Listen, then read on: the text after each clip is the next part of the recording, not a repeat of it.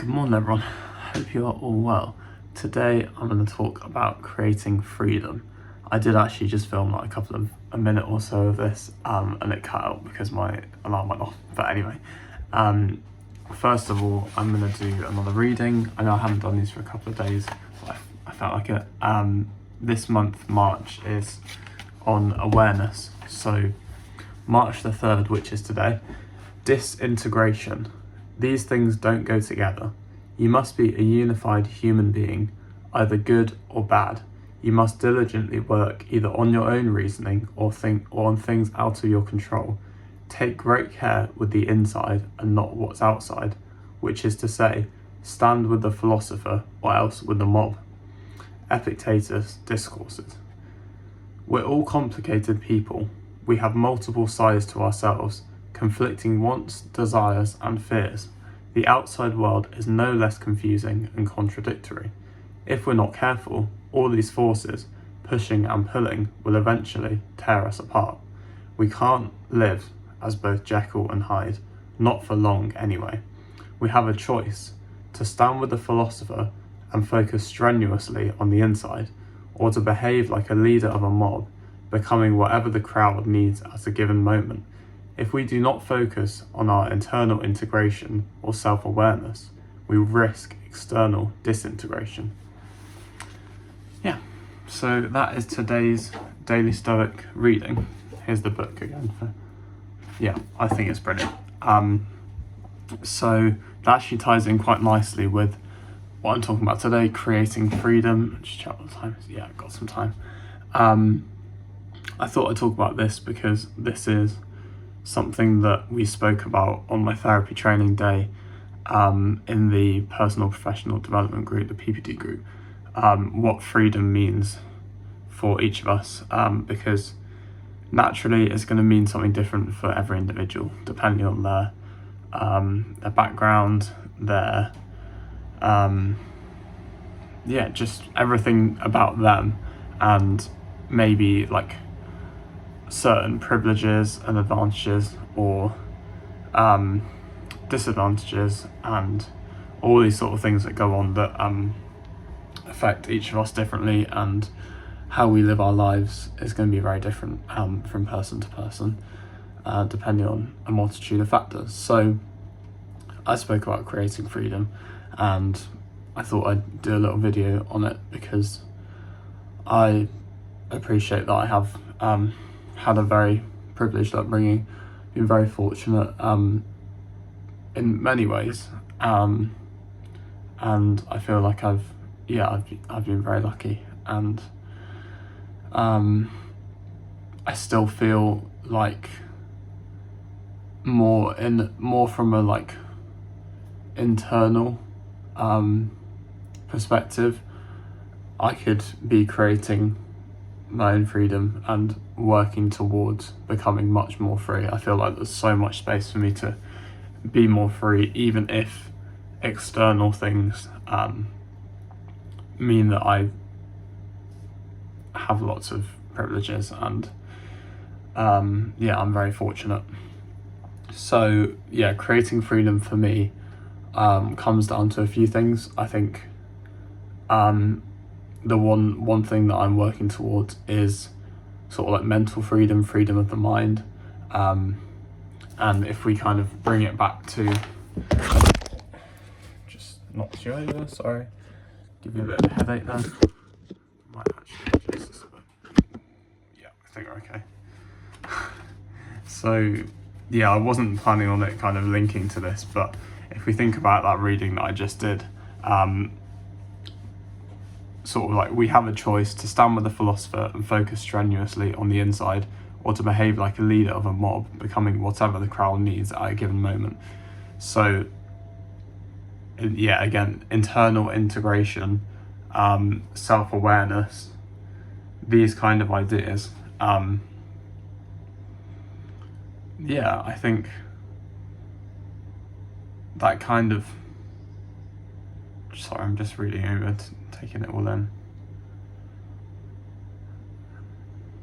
Take great care with the inside and not what's outside. Yeah, so I think that kind of links quite nicely, because I'd say that a lot of external things in my life are pretty solid, and yes, there's going to be the good and the bad, positives and negatives, etc., etc. But I think for me, a massive part of feeling free is sort of letting go of things in the past, letting go of things I can't control, letting go of my anxieties about the past and the future, and creating this sort of inner peace, I guess, and calm, where I feel like I'm not in a battle with my mind, and I feel like I'm working towards that.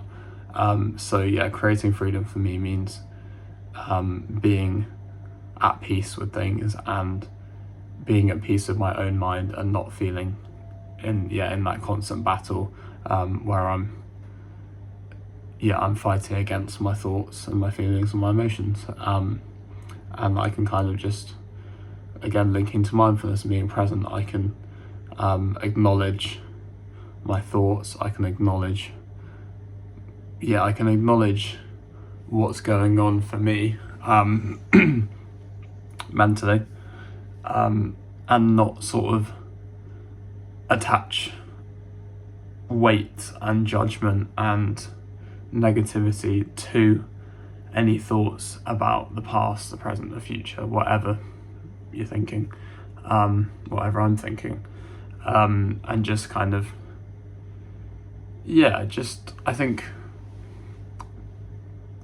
keep working towards being a better place where I don't feel the burden of my mind, and I don't feel like my mind and my anxieties are pulling me, kind of like holding me back from being present and from enjoying every experience that I have, or at least trying to enjoy every experience, and seeing it for what it is, without kind of pushing the mental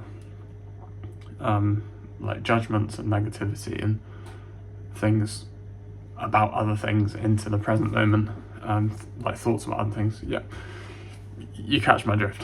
So that's one aspect. I think also for me, identity and individuality, and continuing to work towards understanding who I am and understanding my identity, because I feel like that's a journey, and I've gone from living at home to going to uni, being there for 4 years, and now being in a flat with my girlfriend, and I think it's just like each stage is working towards you understanding yourself and understanding who you want to be. So that's kind of like an ongoing thing, and I think identity and sort of independence is something that I struggled with a lot growing up. So I almost feel like I'm a bit behind.